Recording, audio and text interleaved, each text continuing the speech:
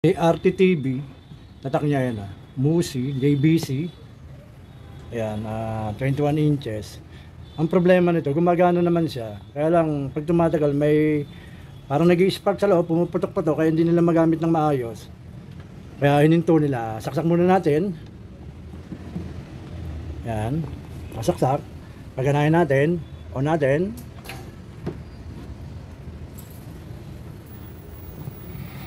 Ayun, meron naman siya. Ayun, normal naman. Kaya lang dito, napansin ko, ayan, dito sa may likod, ayan, yung pinaka-flyback niya, ito, may ano na, may parang tinapalan na, ayan, so, parang nilagyan nila ng ano, parang, ano, goma. Okay, parang bulkasil o ano. Yan. Dito, pag tumatagal, may umi-spark tsaka dito. Kaya hindi na magamit.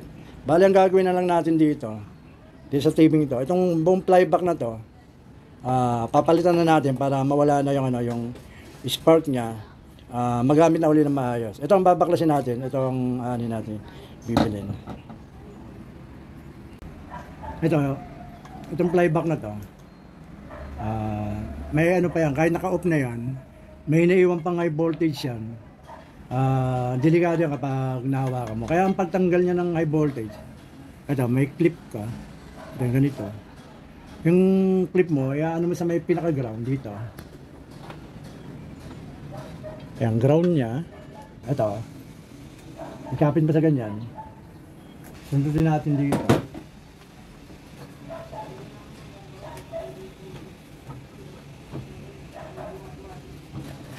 Yan. Kailangan yung pinaka-wire na rin may high voltage, kumapit dito. Yan.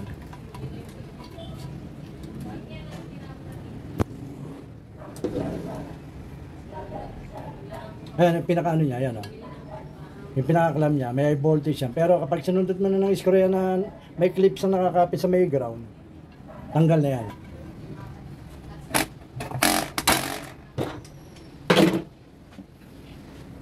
Ito, tatanggalin natin. Ito, ang gagawin na lang natin dito, putulin na muna natin to para at sa pag nakabili tayo ng bago, may guide, hindi tayo maliligaw.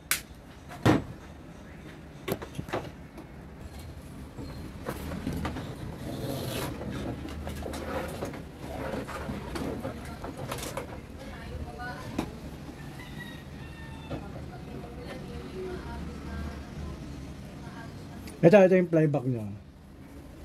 Natanggalin natin ito.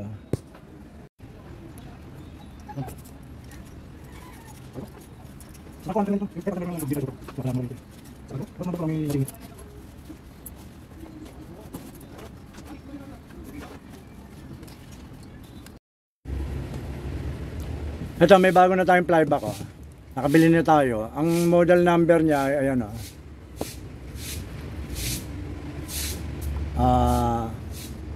QQHO 188-001. Yan yung serial number ng ng flyback.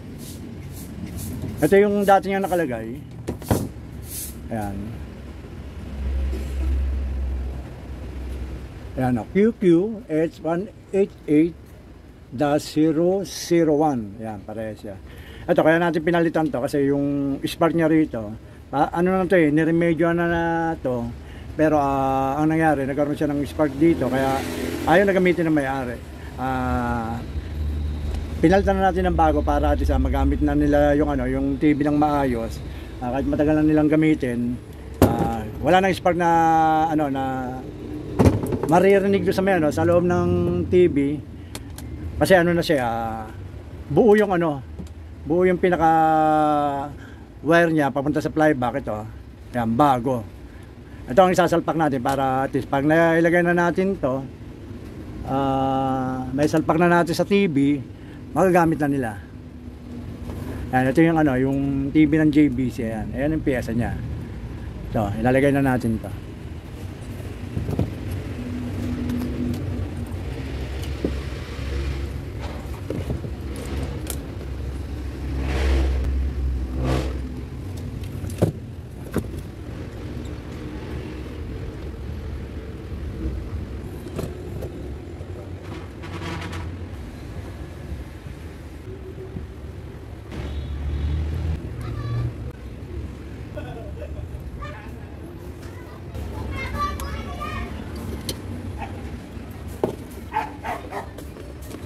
Ay, nakabit na natin yung ano, yung flyback niya.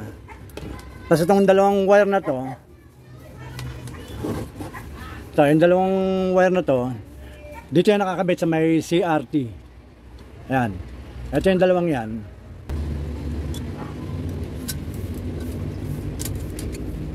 Ito, yung dalawang yan. Itong mataba. Mataba ng konti.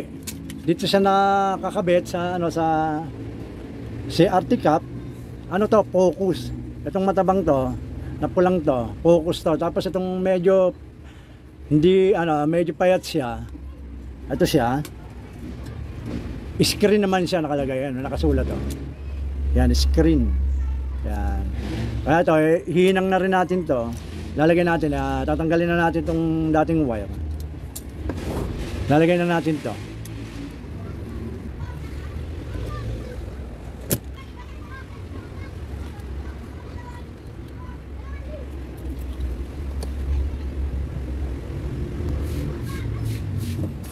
Tapos ito, yung pinaka-focus, binabaklas ng ano, itong nakatakip na to, dito sa CRT cap, kasi hinihila lang to eh. Tatanggalin muna natin to, ilahin natin to, bago natin ilagay itong ano, itong bago.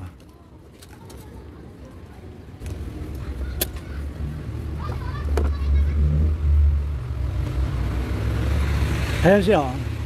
Ito, dinidin lang itong pinakaloob.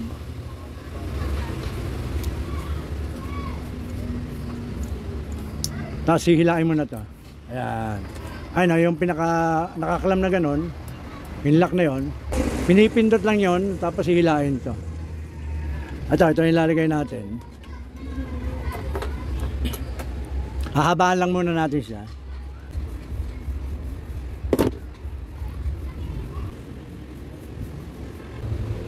Ay, tutusok natin dito sa may ano, pinakaloob. Ayan, nakalak na siya, ayan, oh. Kumapit na siya, ano niya, sa metal na to, ng focus niya to, yung bakal na to. Ayan. Tapos ito, yung nakitang puting to, lock to para hindi basa-basa bumitaw yung ano, yung wire ng focus. Iniipit yan. Ayan. Okay na, matibay na yan. Ay, babalik na natin sa dati niyang pwesto.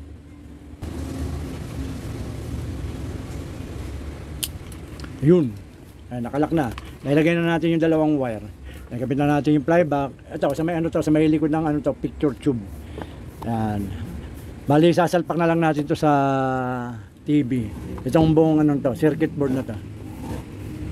Babalik na natin siya sa TV niya. Kakabit na natin to sa may yoke niya. Itong CRT card. Tsaka itong ano, flyback. Yan.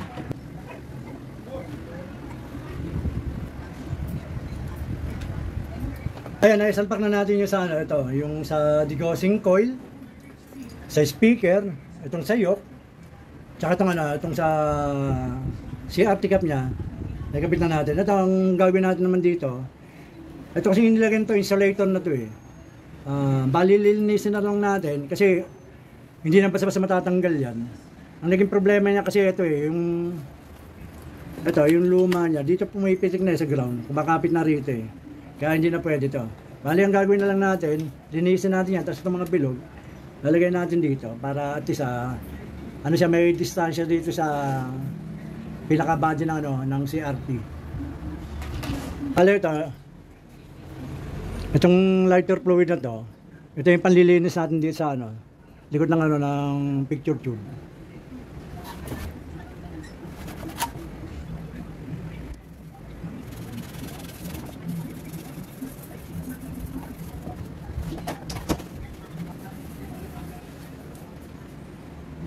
Ayan, ano natin ng ano, ng lighter fluid, na tanggal na yung ano dyan, yung mga parang, yung mga alikabok na metal, natanggal na para at least ito. Pag nilagay na ito uling bagong cup ng flyback, hindi nakakapit yung bram, pati wala na siyang putol. Dire-diretso na siya.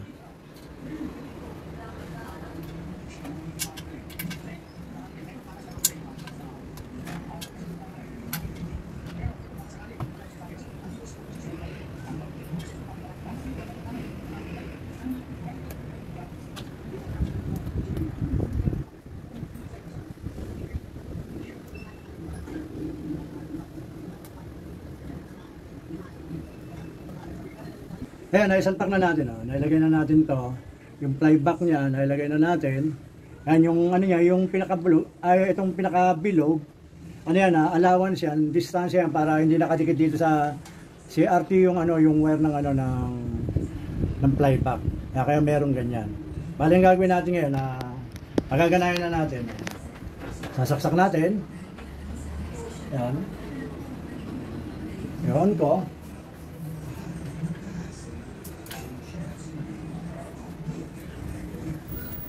Bali ito na lang ang gagawin natin muna ng antena kasi ano wala pa siyang ibang ano yung gamit para sa audio video ano. Bali ito na lang muna. Ay may volume na.